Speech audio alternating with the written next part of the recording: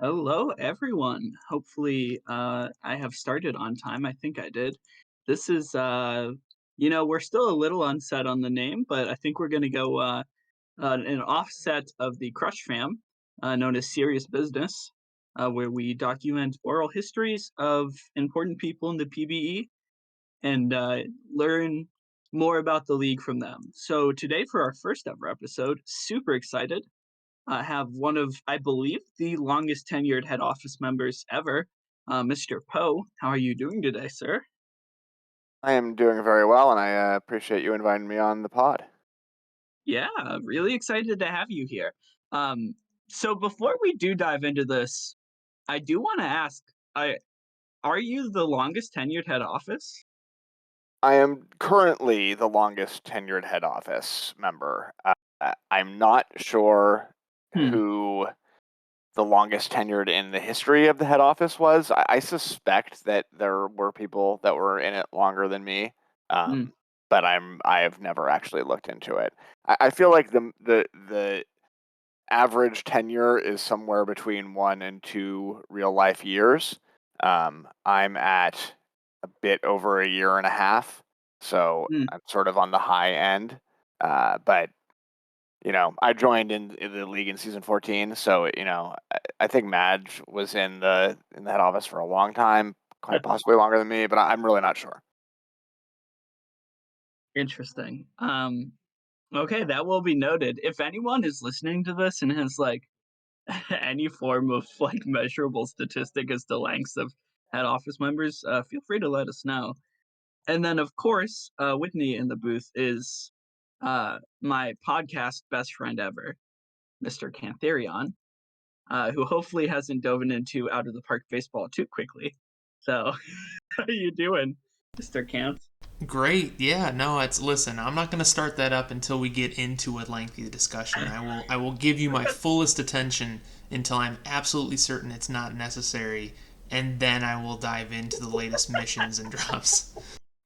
Oh, that's good. I love the crossover this league has with Out of the Park because of I every other sim engine I know does not use their sim engine both recreationally and for the league, like PBE does. So, but this is not an Out of the Park podcast. So, Mr. Poe, are you ready to begin the most high intensity interview in the history of the No, league? sorry. I'm gonna I'm not ready either. I'm So gonna we're ha- I'm gonna. gonna hang up. Yeah, let's do it. Let's do it. Alrighty. So first, this is a Crush Fam tradition, and even though we are not in the Crush Fam, it's cool to start off with it. So first, I want to know about you as a person, Poe. How did you get into baseball as a whole and PBE? Sure. So I'm one of probably the older members of the league. I'm 44 in real life, so I've been around for a bit. I got into baseball. I was always a Giants fan. I grew up in the San Francisco Bay Area. Sure. Um, Technically, I should be an A's fan because I grew up in the East Bay, but my dad was a Giants fan, so I became a Giants fan. But growing up, I was more of a sort of a dilettante fan. Like, if I happened to be scrolling the channels and I came across a Giants game, I'd go, "Oh, great, there's a Giants game on. I'll watch some of this. This is excellent. Go Giants." Um, but I didn't really become a huge baseball fan slash nerd that I am now until I graduated college, and that was the same year that what is currently known as Oracle Park was then Pacific Bell Park opened in San Francisco. Uh, and I don't know if you guys have ever been there. I don't know where you're from, but it's an amazing, beautiful, wonderful place. It's heaven on earth. And I started attending games there, and something about it just made baseball come alive for me in a way it never had before. So for the last 20 plus 20 21 years now, I've just become more and more obsessed with all things baseball and with the Giants. I've had a lot of great experiences, especially Sure. that 2010 through 2014 run was pretty magical. I got to see a lot of really amazing games, and it's just become a really big part of my life. Wow. That's that's very good to hear. Yeah, The best park is actually Canal Park. home of the Akron Rubber Ducks, but I'll give you a close second. I can see the point. I like that you brought up. So I am a Cubs fan, but my wife is a Giants fan, and so we've gone to a bunch of games at what I like to refer to as SBC Yahoo DSL Park. And yeah, I would definitely, I would stick with the second best or second most beautiful park in the league, only because of PNC Park, only because PNC is like idyllic to me. Yeah, But I've heard great things about PNC.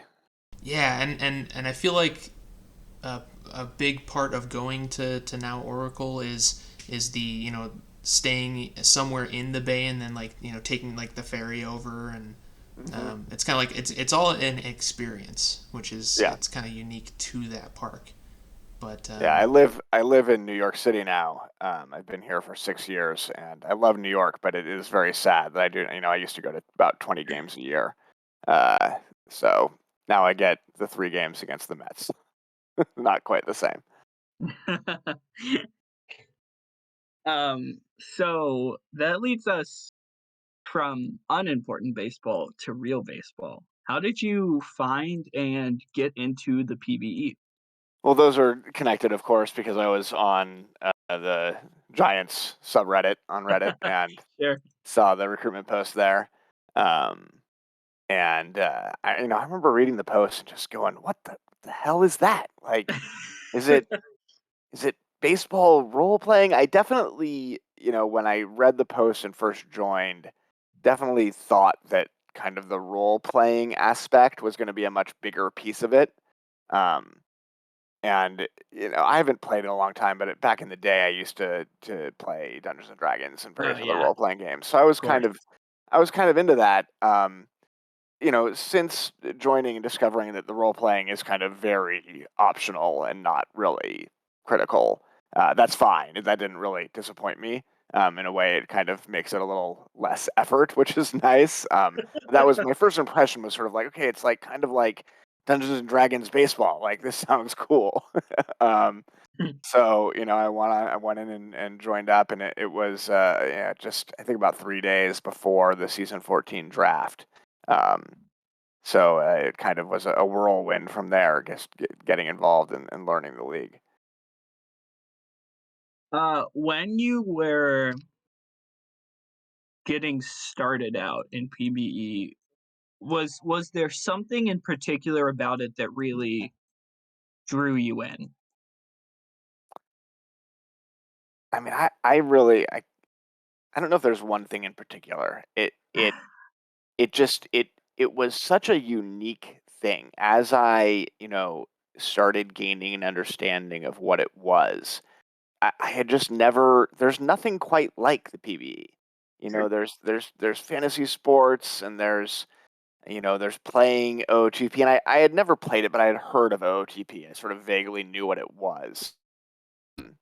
But this weird combination of being on the forums and being on Discord and earning tasks, and you can do some role playing if you want to, but you don't really have to, and you can write media and you play fantasy baseball within the league, and it's just like there's so many weird little pieces, and it's just very unique. Sure. So that was exciting, and I like the other pieces that I love baseball, but I sucked at baseball when I played, or when I play now. I mean, it's like, it's embarrassing. Sure. It's, I understand the concept of how you swing a bat. Like, I get, okay, you move the hips and the hips pull your body. No, it's just like, it's just all flailing limbs and just garbage. Like, it's terrible. So the thought, like, okay, here's a way I can play baseball, but actually maybe be good at it in a way, was kind of exciting to me. Um, and then, like everybody says, it ultimately becomes about the community. Sure. And, it's kind of the cliched thing to say in the PBE, but it also is the true thing to say, is that what probably keeps you around the longest. yeah, I mean, I feel like we've talked about that a lot here. And just yeah, the community is the big thing. I do have to ask though, because you kind of in passing mentioned it, how you were kind of excited about the different ways to interact. Do you see the forums as a benefit? Um, What? it depends on how you look at it. I No, I mean, know. Okay. obviously J-Sync is bootylicious, right? Like it's one thing I literally like lie in bed at night, and I like one of my things that I do to try to fall asleep is I sort of like daydream scenarios. I sort of concoct scenarios in my head. I'm like, what if aliens came and like put me in charge of fixing the world? What if, like I could fly? How would that go? And one of the things I daydream about is like, what if I won the lottery and could just like hire a bunch of coders and people to like run the PvE and like make it amazing? So I've thought through like it would be awesome if we had a bespoke website that like did everything really well.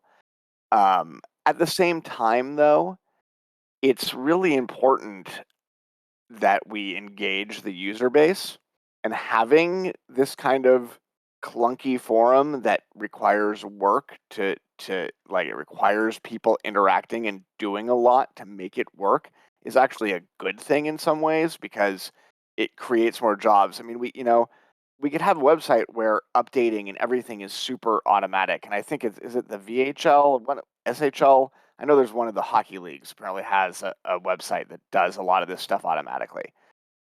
And you're like, yeah, that would be good, but it would also kill a lot of jobs.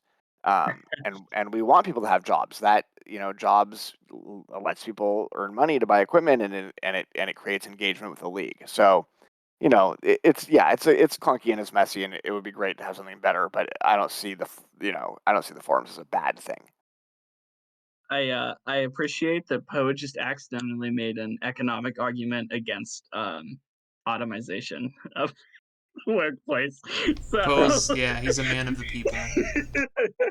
I mean maybe Poe is secretly Amish and we have no idea, but Yeah, um we'd have to like we took away all the jobs. We'd have to have universal basic income, which that's I'm a big fan of in real life, but in the PvE, I don't know if it's the way to go. you know I always hear a lot of older users talk about how easy it is to earn now in a Yeah. negative way. I think it is amazing how many ways there are to earn money in PvE because the last thing a sim league should be is overwhelmingly difficult. And I feel like a lot of people don't feel that same way. I mean, I see it both ways. Like, Sure. I think that I do think it's a little too easy to earn money. In particular, what we're doing right now is it's kind of stupid how much we pay for podcasts, in my opinion. Like this is fun and not hard. Like I'm totally enjoying having a conversation with you guys for an hour, and we'll get paid what, like $4 million? Like it's kind of Eight because of double. double media. Like that's Yeah. just like no, I don't agree with that. Hummus and I have had many an argument in HO It's a over very this issue. controversial topic. Uh, but I mean, yes, I think that what I find interesting is that, and it's actually something that is a challenge for me and has been a challenge as an HO member, is to recognize that the way that I view the league and my commitment to the league is not typical, Sure. and that to have a successful league, it we do need to cater to people that don't want to spend 100 hours a week on it. So Funny. it is important that there are a lot of ways to earn money, and that I do think max earning should take effort, but it doesn't need to take as much effort as I'm willing to give it. Fair. Yeah, I think that's why we're big fans of HO on the Crush Fan podcast. It's like it's different perspectives and yeah, and it's funny because I've heard that so many times. I've read that so many times where people are like, we overpay for a podcast, and then I'm like, then do a podcast. So what's Yeah. stopping you, right? So why aren't you doing a podcast? And the answers are like, well, I don't have the time. I don't know how to set it up. I'm an introvert, blah blah blah. And it's like exactly. So that's why the podcasts make what they make. And until I mean, again, it's one of those things where yeah, if everyone in the league starts doing podcasts, maybe there's a reevaluation. Maybe things have to be taken into consideration. But as it stands, there are like we're the only really running podcast right now. Like there's other ones that occasionally post. We talked about the family therapy podcast coming back. which would be awesome because they have a huge production value and they're a lot of fun to listen to. But otherwise, it's kind of like a scattering and smattering of like randomness. So I don't know. I don't know if it's overpaid or not. Yeah, I mean, I've definitely come around to it more than I once was, Sure. and I've been on a few and I've enjoyed it, so it's good. All right. So first of all, before I get into player history, um, this would be a horrible mistake to make. So I'm just gonna make sure your actual player is named Scott Poe, right? Correct. Well, yes, except for I just recreated as Yes. Yeah. Poe Scott. All right. So looking at the history of Scott Poe, I know you have played for Buffalo. I know you're ending your career with Buffalo, and your first team was the Slots. What other teams did you play with? So I came up with the Sloths, and I was with the Sloths for the majority of my career. I was Okay. selected by Buffalo in expansion. Um, that first year in Buffalo, when they clearly weren't going to make the playoffs, they traded me to Sarasota before the deadline to try to get some capital. Um, so I was on Sarasota for a third of the season at most. The next season, I was with the Demons and had the pleasure of losing the World Series. And then this last season, I re-signed with Buffalo again. Okay. So I will give you a choice of what question to answer here. Okay. Um, you can either out of the teams that you played for, which did you have the most fun with? Or if there was any team in the league that you wanted to play for but didn't get the chance to. I mean, I could answer both. It's like the easy answer is the first question, and it's obviously the Sloths. Like they were my Okay. team. They're who brought me up. I won a World Series with the Sloths. That Juosu is an amazing GM. Sure. My relationship with her is been really funny because you know she's as a GM.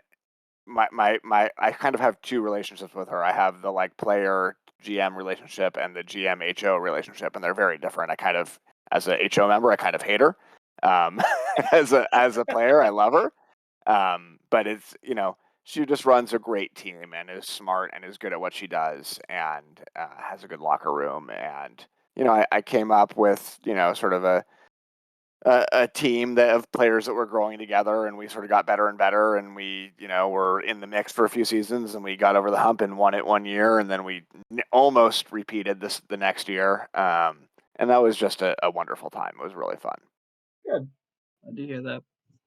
In terms of Uh, other teams that I'd love to play with, I think I would go with New York just yeah. because I like a lot of their users. They have a lot of users that I'm friendly with. They're also a very well run organization.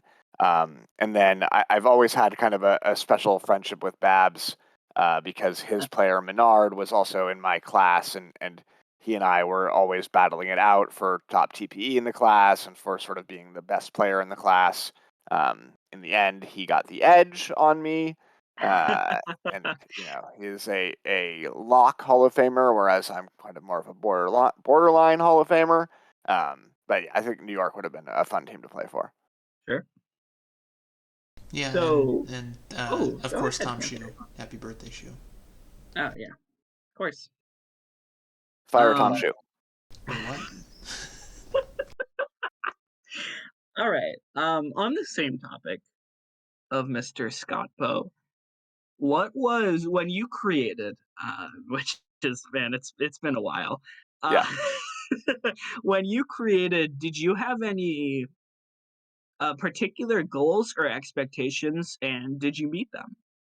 Um, so I'm actually working on an article that I'm going to post probably on Sunday. That's sort Oh, of a retrospective on my career. So I've actually just been nice. looking at some of this. Um, and I've been going through, like my post history. And so to give a little preview, I actually, in my first media post that I ever wrote, which was like the media post you do for your rookie tasks, it was Scott Poe's career aspirations. At the time when I created, my intention was to be like an OBP guy, like kind of a fast, leadoff hitter type. I ended up kind of changing the focus of my player after a couple seasons, but that was sort of the initial intention. Um, all the goals, I also, like, when I wrote the article, I didn't really understand that. I don't think I even got that we only played 100-game seasons. So, like, I put a bunch of numbers that kind of translated more towards a major league career. But, I put lofty goals. It was something like, have a 300 career average and a 400 career on base and a 500 career slugging and, have 3,000 hits and 250 home runs and all that sort of stuff. Like, I didn't meet those because they just weren't, most of them, because they weren't realistic in the PBE. But, like, I definitely exceeded, I think, what could be expected given what I knew when I joined the league. Like, I created and had no idea. And maybe the sim just loved me. Maybe, I did get good advice on my builds from Legally Blind Gamer as my minors GM, and then Juosu as my majors GM. But I would argue that I'm probably going to make the Hall of Fame, and it's pretty hard to say that I didn't meet my goals if that's was the result of of where my player made it. So Sure. yeah, it went well. That's very good to hear. Yeah. The only goal that I didn't make that I had is that I really wanted to win an MVP, and I Yeah, felt like I had a player that was capable of doing it, and I just never quite put together a full season. It was sort of something where it was always I'd have that 1 month where I would just be garbage, and the rest of the season, if I'd had the same as the rest of the season that 1 month, it's like I would have been an MVP for sure. But sure. my sort of 3 or 4 top seasons, there was always something that held me back a little bit. So that was frustrating. I mean, that's the nature of, honestly, a lot of people talk about it as if it's an out of the park thing. It's a baseball thing. There Oh is a yeah. lot of arbitrary results in the sport. hmm Yeah, Yeah, I how mean, did it's you? people say the sim's gonna sim, but like baseball's gonna baseball. The sim is actually very good at representing what baseball is actually like. Yeah, and I was just gonna ask because you mentioned that obviously like the community is the big focus, but you've also mentioned more than a passing interest I think in your player stats and performance. hmm So how do you deal with when the sim gonna sim? What's your kind of coping technique, or how do you deal when the things don't quite go the way that they should be going? I mean, to be honest, like I never really did have to deal with that. Like, but part of it was the era that I came up in. It was definitely easier back. My first major season was season 16, um, and you could actually like be good as a rookie back then. So I was rookie of the year, and I sort of immediately had success. I was rookie of the year in the minors, and I was rookie of the year in the majors. So I sort of immediately was good in both leagues, and stayed good. So yeah, there were seasons where like I wanted to be the best and wasn't the best, but I was always good.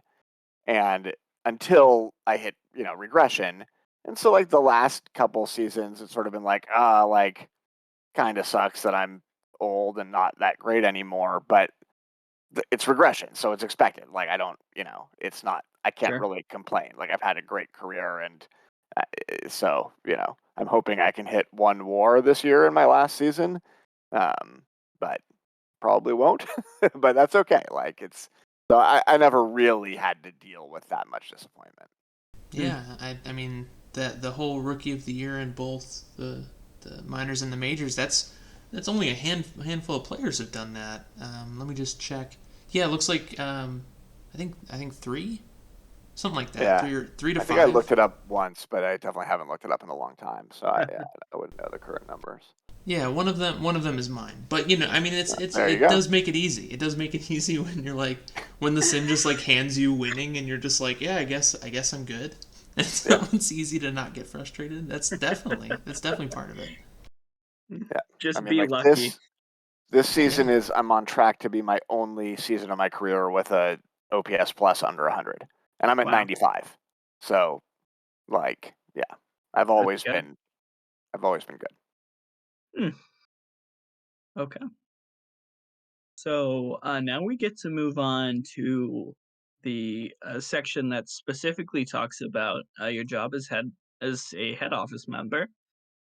So looking at our very in-depth, of course, we have a research team being paid $0, and it's me on the forms. But looking at our in-depth research, you were hired just Oh, hello? And he died. Oh, he's gone. You were hired something. It's all gonna catch up real fast, and we're just gonna hear I a blurb of audio. It's gonna be great. I think I was hired in February or maybe early March of 2020. I can't. Yeah, I I think think he said season 17, February 24th, 2020. that sounds right. I think it was right before the pandemic started. So I Oh, believe. he's Oh, out of. he's gonna come back. Welcome back. Hi, my apologies. No, No you're I just good. worries. habit of just shutting off sometimes. What did you hear from me last? You were gonna ask me when I joined something about when I joined HO. Yeah, so I wanted to know, season 17 is the number I have down here, but I wanted to know why you applied for head office and if you thought you had a good chance of being accepted. I thought I had no chance. Uh, it was, it was my, if it was season 17, which sounds right, it was my fourth season in the league. So I felt like I was still very new. Sure. Um, I had only had one job and had had it briefly and not done it very well, which was being a rookie mentor. Um, and so just sort of, but, like it sounded great. Like I was really into the league and I was like, I have ideas about what could make this league better. Like this would be the place to be to try to implement these ideas. Um, but the head office, I think that one of the things that Hummus has done that he I don't know, maybe he gets credit for it. I don't know. My perspective is warped, but I feel like he probably doesn't get enough credit for it. Is really bring more transparency and visibility to the head office. Um, at the time, it was not visible. Like I knew that Johnny was the commissioner. I'm not sure if I even really knew who the other head office members were. I had never really talked to Johnny or seen Johnny post much of anything or do anything publicly.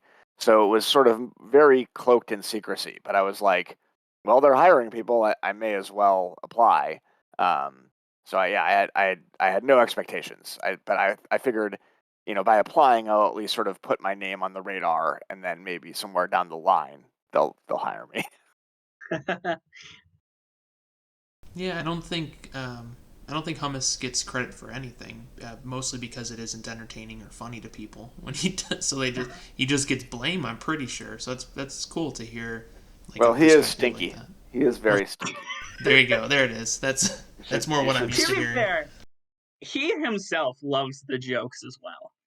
Oh Like, yeah. whenever I try to credit Austin Bentley as being a good player, he is the first person to be like, "No, I am trash."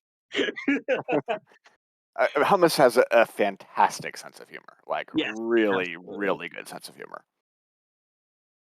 And again, we can only say that because he isn't in the podcast. So if he was here, we Yeah. would never, to his face, admit that. Even though he'll probably listen, it's okay.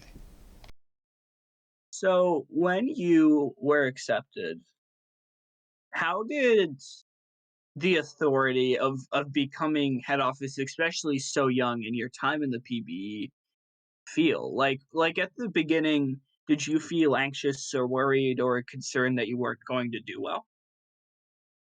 Think so. I think that they made it pretty easy on me. It was a good group when I joined. You know, I sort of indirectly criticized Johnny a little bit just now, but like Johnny was a great commissioner. Um, and he wasn't. His style was very different from Hummus's, but he did a fantastic job. And when I came in, um, it was him, it was LGM and Symmetric and Wombat, and they were just super welcoming and sort of didn't kind of throw me to the wolves. They let me poke around. They let me figure out what I wanted to do the most. So it felt great. I mean, it felt like, oh, I'm an important person in the league, and I really just enjoyed it from the moment I joined. Hmm, very good to hear.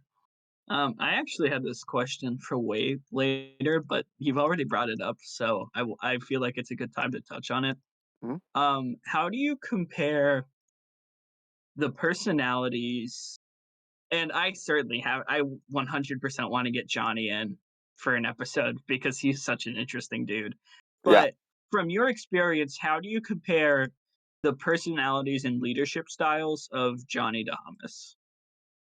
yeah, they're very different. Yes. You know, Johnny is, much more reserved, much less public facing. Hummus wants to be on the streams. I don't know if Johnny ever was on a stream. Hummus writes why am I blanking on what he calls them? His media pieces talking about Oh, all the stuff we're Commission on doing. my mind, right? Commission Commission on on my my mind. mind. Yeah, he Yep. writes the commission on my minds. Johnny didn't do those.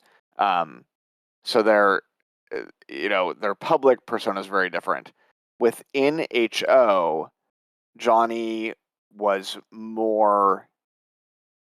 Um, I would say he was more definitive. He kind of knew what he wanted to do. He didn't. It's not like he was a dictator, but he was a little. Hummus is a little more go with the flow of where the rest of HO, and to be honest, like I do a lot of the driving of the agenda within HO. Sure.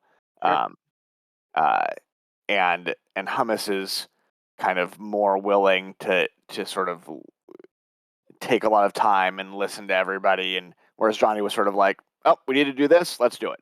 Who's going to do it? Great. Okay, we need to do this. Who's going to do it? Great. Sort of checking boxes. Whereas Hummus is a little more, let's talk about this and get all the perspectives and figure out what we want to do. So it's just sort of different styles, but they both worked. They both worked, and I think that Johnny took the league through a difficult time. Obviously Madge was, probably the most important person in the history of the league, um, and the league wouldn't exist without him, literally. And when he wanted to step down, I, I think a difference, and people might take this as a knock on Johnny, but I don't think it's a knock.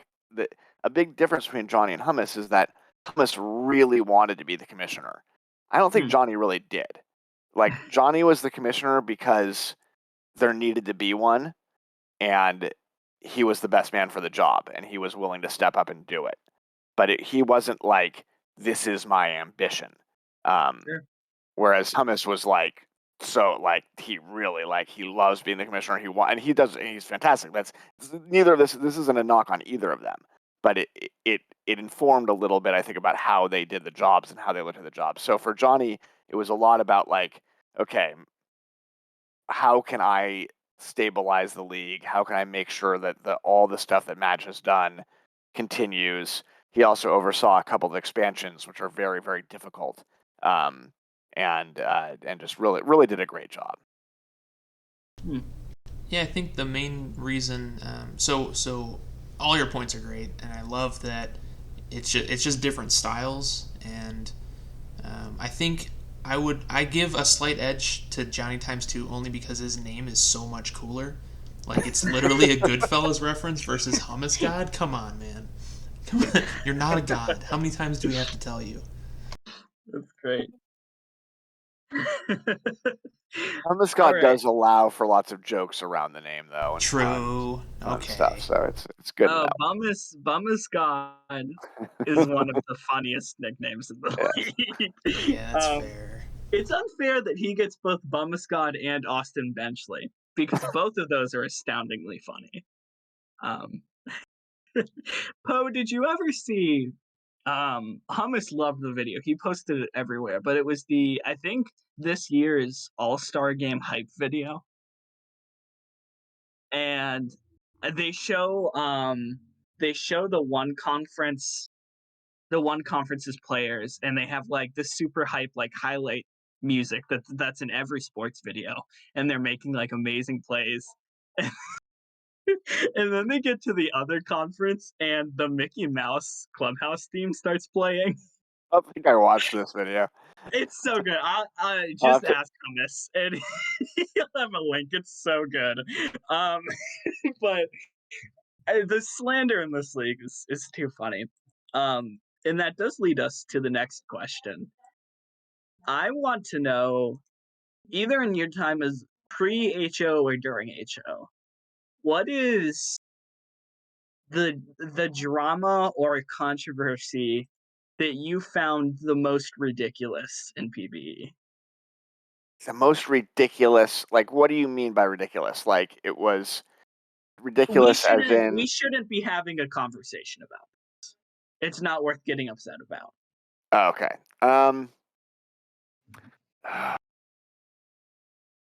Hmm. I mean, yeah, that's a hard one. Something that was. I mean, this probably isn't really what you're looking for, but like, because when I think about this, I think about a lot of drama. A lot of the drama that I'm privy to is like HOGM drama Sure. that is not something that the rest of the league needs to deal with. And there's there's been a there was a lot of drama in HOGM chat. It's not the last few seasons, but when early on when I was in HO, and I was definitely part of the problem of when rule proposals would be rolled out by HO that some GMs wouldn't like, and there was just a lack of civility in the conversations that was just so dumb and unnecessary and frustrating.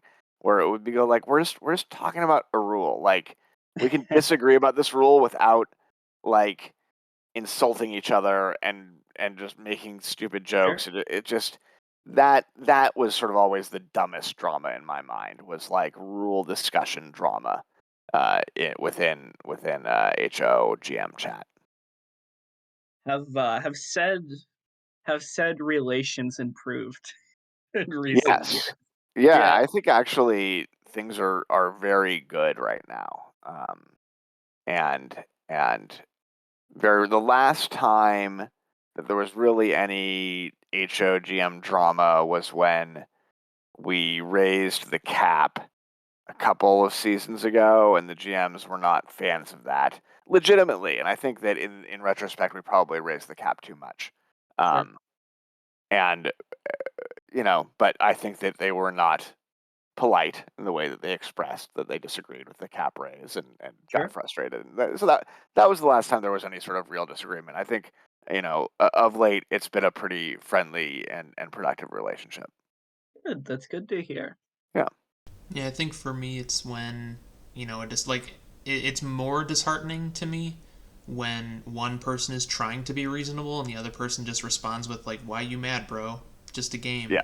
Like I would almost rather both sides are just so upset that they're just talking nonsense about like your mom goes to college. Like I'd rather it's just nonsense insults back and forth than one person like tries to be civil about it and the other person's like, "Well, man, it's just a game. You gotta calm down." What? I was just asking for a clarification on your points. I don't understand. I guess we're done talking. I don't know. Yeah, and part of the problem too is that like we do all this on Discord, right? And it's like text messages where like the tone does not come through. So there's like another good example of like dumb drama that just got way overblown. And this was largely my fault, was when Simo and I had a giant fucking conflict over, and I don't know how much this definitely spilled into management general. I'm not sure how much the league at large was aware of it, but he it was over fantasy stuff, and I felt that he had done something disrespectful and had basically like said he was going to ignore some rules about fantasy, and I didn't like that, and so then I decided I wasn't going to pay him for fantasy, and it became a whole thing. And it was just dumb. It was just sort of the thing where like ultimately it was because I misinterpreted something that he wrote that like was meant as a joke, and I didn't realize it was a joke because you don't get tone through Discord, and it was just Sure. stupid. So people need to like sometimes take a breath and be like, okay, I may. It's very easy to not kind of get what people are really saying. Yeah, I think. that's. Go ahead. Oh, sorry. I was just gonna say that's. Uh, I'm in the locker room with Simo, and definitely he's got that type of personality where he's like one on one. I have some really engaging and amazing conversations with him, and then sometimes he'll like tell jokes. Like definitely, it's one of those if you haven't had those conversations with him, he'll tell a joke and you're like, that's not appropriate. But because I've talked to him, I'm like, oh, that's how he interacts. Like we're cool. This is great. So Yeah. it's definitely one of those like I'm sure the more you've gotten to know him, the more it's like, oh yeah, that's Simo. He's hilarious. you know. And he and I are good now. I mean, the benefit of that argument that we had is that it led directly to him bidding on and winning the my auction item of the compliments, um, which is which was a lot of fun and now lives on forever as a bot command where anybody can get the compliments in the main PBE server, but with the exclamation mark Simo or exclamation mark Poe. And if you haven't tried one of those, I recommend you do it. It's a lot of fun. That was the only thing that kept me checking PBE Discord for a while. That was honestly one of my favorite moments of this league. I mean, the man literally set an alarm for twice a day Yeah. and and would tag me at exactly the same time twice each day. So, but it was fine. I just went Dedication. in and spent like 2 hours one night writing all the compliments in advance. So I just had them in a Word document. On a similar topic, is there actually it's not that similar of a topic. I just lied. Ignore that. Okay. Is there anything in head office that you wanted to get done or pass as a rule, but didn't either because you didn't think you could implement it or because it would be too unpopular? Um, yes and no. I think that so one of my jobs in head office is that I'm the rule book guy. I literally Sure. rewrote the entire rule book. And uh, I think that it's way better than it was when I joined the league. Um, what was interesting is that rewriting it was something I took on pretty early on in my tenure, and I actually should not have done it because, or I should not have done it then because I was too new and I didn't know the league well enough. And in rewriting it, I made mistakes and I did things that had negative repercussions.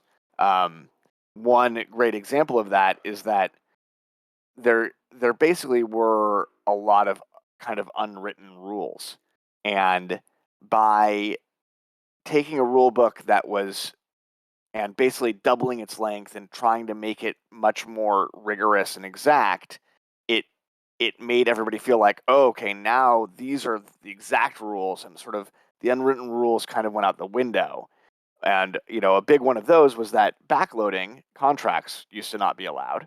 Yes. And I basically, by rewriting the rule book, inadvertently legalized backloading, which then became I think, a big problem. Yes. And I mean, I can't even tell you guys how many hours were spent arguing about contract rules in HOGM chat. Um, but just this last week, we successfully got through a backloading ban, Yeah. which Yep. was kind of one of my top goals before leaving HO. So I'm very, very pleased. I think there's the one thing that I didn't do that I would have liked to do is for a long time I've thought about the fact that the TPE minimum scale needs to be fixed. Um, there was actually a GM rule proposal about it a couple of months ago, and we discussed it a whole lot. And basically, it's on pause. It's like going to be an HO project, but it's probably going to wait for the balancing team to do some rebalancing of the pitcher arches first. Yeah. But basically the problem is that a 1,000 TPE player costs like what 1.5 million less than a 1,500 TPE player, but is like nowhere near as good. Sure. So it's an issue, and it makes building teams weird, and it makes regression weird, and it's just it's a problem. So that's something that I've thought about for seasons, and I never kind of had the energy to really try to figure it out, and I feel kind of crappy that I'm like, well, I'm quitting HO, so now this is on you. I wish that Your that's something that problem. I Bye. had, yeah. And I hope they're able to figure it out. But it's a tough nut to crack. But it's one of the big reasons that we wanted to get backloading banned, is that a big problem with backloading. I mean, there's a lot of problems with it, but one big problem with it is that it makes managing the sort of the cap and and stuff like adjusting TPE minimums really difficult, because it, there's money that kind of is in the future nebulously and can always be in the future. Whereas with it banned, now like whatever's been spent has been spent, and that, and you kind of know what the maximum that can be done in the future is, and that is going to enable us to make the changes that need to be made. Sure. So it's to clarify, is it backloading or front loading? Since it's like if any of them are too low, that's what No, where the restriction front kicks in, loading or is it's still allowed. The okay. the front loading, yeah, you can front load within the same parameters that have already existed, where any single season can't be under 50% of the TPE minimum, or no, excuse me, so the seasonal average, or over. God, I can't even remember. Is it 150 or 175? I can't remember which one it is right now. So those rules still exist, but it's the only rule is that once you have a season that's below the TPE minimum, any later season can't be above it. Hmm. Cool. Okay. So my contract would still be okay. That's good. Okay. Yeah, well, and obviously all existing contracts are grandfathered in. Gotcha. Okay. I got worried for a second there. I was like, oh man, I'm gonna have to talk to person, man. It's gonna be a whole thing. Yeah, I mean, trying to adjust existing contracts would be, that's just not possible. We're just here to gather insider information. Yeah, That's it. we'll have to hire a whole new team of contract renegotiators, and there you go. I'm giving more jobs to the league, Poe. Don't you like that? I don't. Yeah, very good. All right. So the last question I have about your head office tenure. So you've always been associated with PBE fantasy. Yeah. Why did that just kind of like? Did you just do it once and stick with it, or what? Why is that like your thing? Uh, so I always enjoyed doing fantasy. Like I thought it was cool. I thought like the whole notion that like we're doing fantasy within the league with our fake stats, it's just hilarious to me. And I love that's kind of the thing when I like try to explain the PBE to people that have never heard about it, and then I like say like, yeah, and then we play fantasy with like the fake stats of our fake players. That just always blows people's minds, and it's fun. So I always like basically what happened is I can't remember what season it was. It was I think pretty early on in my head office tenure, so maybe season 18 or 19. I'm not quite sure, but it was like the start of the season was getting close, and I remember being like, like I haven't seen anything about fantasy. Like, what's going on? And basically, like the guy who had been running fantasy quit, and then like there was like no, we hadn't hired him. Like I forget if there hadn't been a job post or if there had been a job post, but nobody had applied. But it was basically like a week before the season, and like fantasy wasn't happening. And I was like, Johnny, what's going on? He was like, I guess it's just not happening this season. I was like, well, fuck it, I'll just run it. So I just basically got a post up and just you know downloaded the sheet from the previous year and made a copy of it and started poking around and figuring out how the hell it worked, and just took it over and then have done it ever since. And I'm going to keep fantasy as a job when I quit HO. I'm not Yeah. quitting as fantasy head.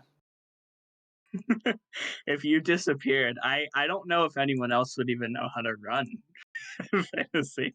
I yeah, I don't I don't particularly trust anybody else to run it at this point. I respect the confidence in your own abilities compared to the others. I, I should Um, I should give a lot of credit to Shorax, who basically rebuilt the sheet. I mean, the sheet we discovered, like I can do a little bit of Excel, Google Sheet stuff, but I'm not like an expert with the sure. formulas. But I can like usually look at a formula and kind of figure out what it's doing. And looking at it, I realized like, oh shit, like this shit isn't even really calculating stuff properly. Like it was not, you know, doing stuff like accounting for sacrifice flies correctly when doing on base percentage, and it just there was a bunch of shit where it just was not actually doing all the math that it should have been doing properly. So I was like, we need to fix this, and it could be so much prettier and better. And Shorax, I got Shorax to come on board the fantasy team, and he has spent a lot of hours. And now it's just it's beautiful, and it does a lot of cool things, and it's actually calculating everything completely accurately, which is a lot of fun. So big props to him. Hmm.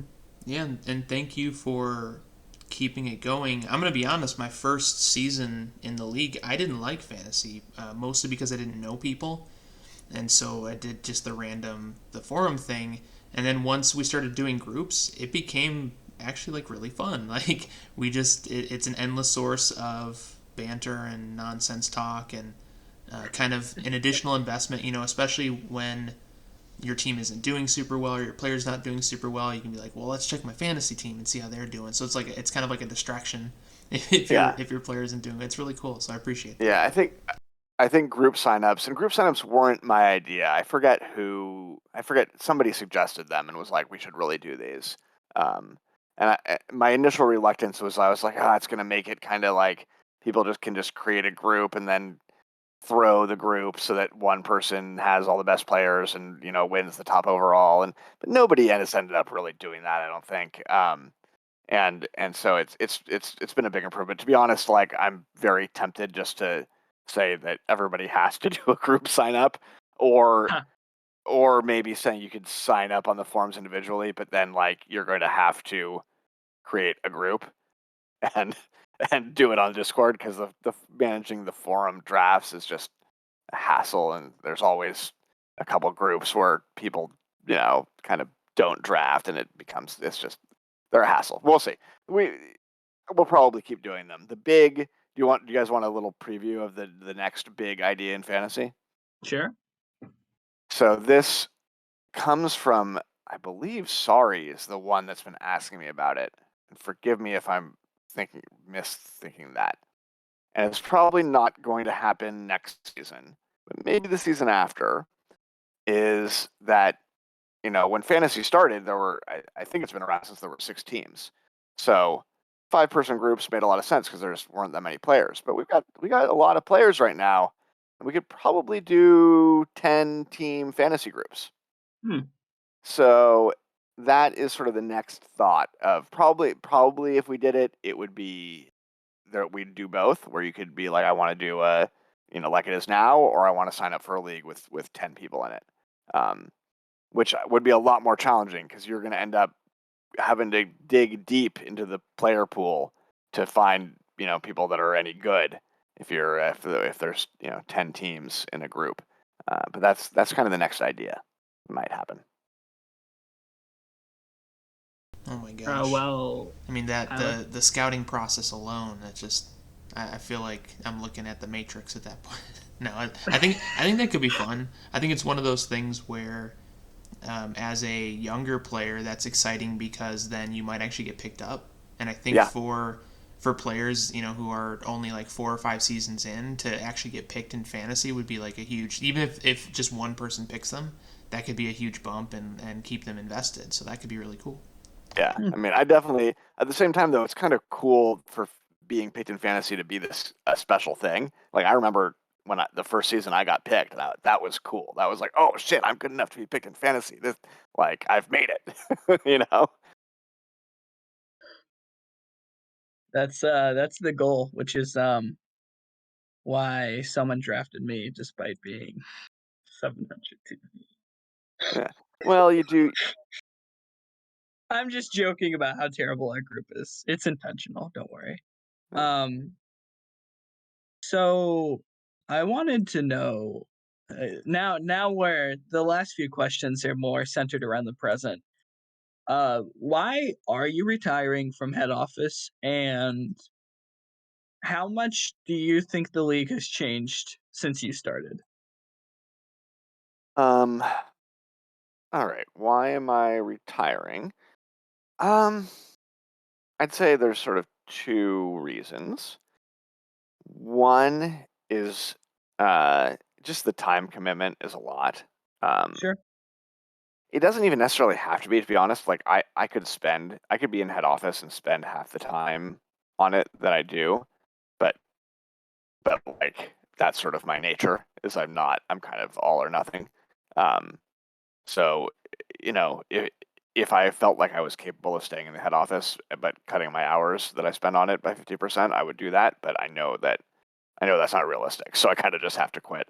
Um, it's time to spend a little more time on focusing on family and other things.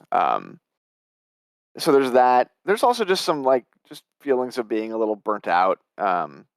It's a hard job in some ways.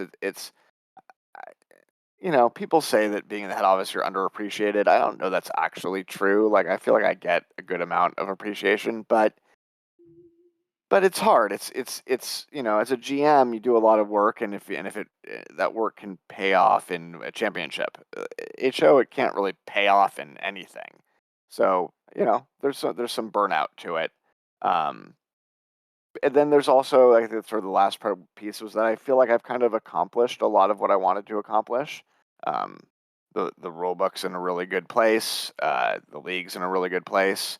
So that's kind of to use that as a segue into the second part of the question. The league has changed a lot since I joined, and I credit most of that to the work that Hummus has done. Um, Stuff like, you know, uh, introducing moderators to the streams and doing the predictions and kind of hyping that up and making the streams much more interactive. The streams are 100 times better than they were when I joined. I also would give Person Man and Enoch a good amount of credit for that. Um, Obviously, the league is bigger. From 10 to 16 majors teams is a big difference. Um, and I love the 16 team format. It's just feels right having the sure. two conferences and the four divisions just is a nice balance. So it's nice to have gotten the league there. I think that like we touched on earlier, sort of GM HO relations are a lot better than they were, and I think GM to GM relations are a lot better. There's really has not been that much drama the last few seasons. And everybody loves drama to some degree, but like it also can be bad, and there hasn't really been any bad drama sort of Sure. since the Maui situation. Um, so I feel like the league's in a great place. The challenge, as always, is recruitment and sort of keeping it up. I kind of personally feel like 16 teams is perfect, and that I would like recruitment just to sort of be enough to keep it at this level, which I hope we can do. And I feel good about the state of the league right now. From like a process perspective, it would be good if this was considered capacity, and then we just found like either other ways to engage people more in the minors, maybe changed around the TPE structures in some way or something like that. Because like it's so pretty. It's so pretty having 16 teams. It just works out so easy.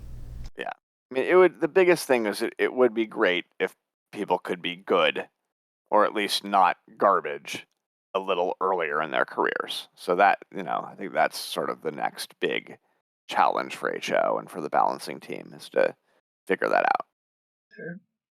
Sure. Excuse me just a second. Had to clear my throat there. So we're in the home stretch now. I have two more questions for you. Hmm. So if you as you retire, do you think you'll have a legacy in this league if that's even like the sort of thing you care about? I mean, you were talking about how head office there isn't like a reward for working hard in head office like there is winning a championship as a player. But do you think that your hard work in head office will be remembered and like glorified? Yeah, well, I think that the thing that's going to do that is this latest new innovation that we are introducing, the GM and user Hall of Fames. Yes. And uh, you know, I expect that I will probably end up in that user Hall of Fame. Um, so I could be modest and be like, oh, Yeah, but no, I I totally think agree. Like that's I fair. think I'll probably end up there. So like that's pretty cool. And like that makes me happy, and I'll definitely enjoy that recognition. So, um, and I think that definitely my legacy lives on through the rule book and sort of having much more established procedures. And beyond the rule book, there's just I did a lot of kind of formalization of processes, stuff like Sure. having all contracts reviewed by HO and approved, having trades reviewed by HO and approved. Um, there's the rule book has a very specific method for how to handle rule proposals from the GMs, which wasn't really being followed when I joined, and like that is now followed the way that it should be. Um, the majors waivers process, which albeit is not actually important, but was not really followed and is now followed correctly. So there's a lot of kind of legacy improvements that I think will, hopefully they'll continue once I leave HO. But if they do, I can kind of look at it and go, well, great, this is good. This stuff happens to some degree because I helped make it happen. Hmm. And all that stuff, I think, makes the league run better, and it's Sure. good stuff. Yeah, absolutely. I mean, to some extent, it's the legacy of just making the league a better place is a legacy in itself. I mean, like even far away from winning awards or being recognized. Um, I would hope, and from what I know of head office, who are a lot of very good people, that they are there, because they think they can improve the league. So Yeah, and that I always that everybody there is there. They're in a office member in the office that I've like this person is not, they have some personal, like some ulterior motive, at least there to they want the league to be better. And it's always been great people. sure. All right. Our last question of our first ever podcast. Why is Jody Groundball so now? uh, this one is very open ended, so feel free to take your time to think about it. But after all of these seasons and everything that you've put into head office and fantasy, what does PBE mean to you?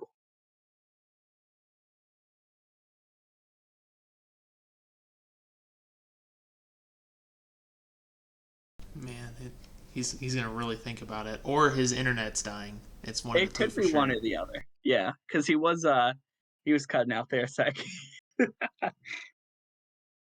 Man, that would be pretty anticlimactic. Or maybe he had just had the same issue you did. Yeah. Yep, having the same thing I did. Hello? Hi, Poe. Oh, You good?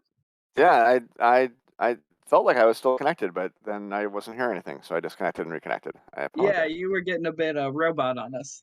Sorry. Okay, what was where did we leave off? What did I You hear my last question, or ought I repeat it? repeat it because I think I heard it, but I've forgotten it. Okay. So this is this is a pretty open one, so take your time to answer. But after all of these seasons, as a player and a head office member, what does PBE mean to you? What does PBE mean to me? Uh, uh, Oh, there it goes again. The internet's dying again. Come on, Poe, I believe in you. Oh, we're so close. Can you hear me? Can you hear me? Hi, Poe. A little bit. It's like synth voice though. It's like you got auto Uh, tune. I think my internet is pooping out on me here a little bit. The very last question, too. Yeah, of course. I'm not sure what to do about it. I mean, you're okay for the moment. Okay, I'll try to answer. Yep. Again, like, to be cliched because it is, but the cliche is true. Like, the PB is about the community ultimately. Um, it's hard as I'm in my 40s, like I mentioned earlier. Like, you don't really meet people and make friends that much at my age. So it's cool to like, and I do think there's a distinction between like real life friends and online friends. But I think that online friends are friends. Like, I think it's real. It's different, but it's real. And to have this chance to make this giant group of new friends at this. Oh man. No. He was so wholesome. He was so wholesome. No. What can I say? It's the PB is a special place.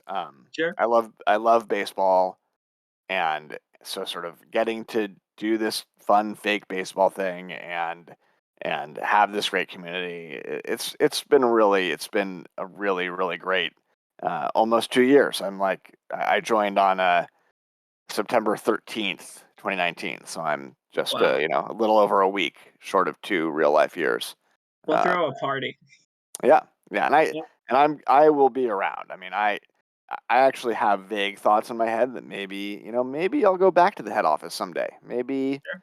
a real life year from now, if they want me, maybe I'll feel re-energized and rejoin. Maybe not. We'll see. But I definitely intend to be around for a long time.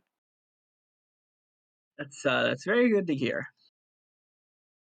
I think I mean it's a tough question to ask because the way these sim leagues work is one day you're like, oh, that sounds cool, so you click a link and then suddenly you're 10,000 words deep into a into a fake baseball league run over a website.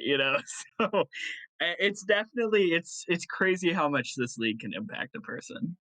So all right, I think we're gonna wrap up here.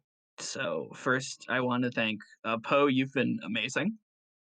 Thanks for having me. I am appreciative and honored to be the first guest in this series, and I look forward to listening to future iterations. Yeah, I have two planned that we're not going to announce just yet, but I think they're really going to be almost as good as this one. But I don't think we could top this one anytime soon. This was great. And then I want to give a shout out to probably my best friend in this league, Mr. Canthereon, for being here, for recording, for being a great dude. So thank you too. I mean, we're violating our rule of not complimenting people to their faces, but so Poe, yeah, great to get to know you and hear your story. Like this is literally my favorite part of these podcasts is when we get to get that oral history and kind of perpetuate it and learn these things and yeah, Dom, we goof around a lot, but definitely you keep me invested in this league, mostly because you're just a genuine person. it's like it's a Thank you. genuine person on the internet is weird. So thank you for that, for keeping me engaged. I appreciate you. All right. Thank you. That means a lot. But we will have plenty of time to talk about how great we are in DMs later. So this has been Crush Fam 1.5 Serious Business from me, retired head office member Poe, and retired cool guy Canthereon. Everyone have a great day and thanks so much for tuning in. All Thanks for right. having me. Yeah. Bye bye.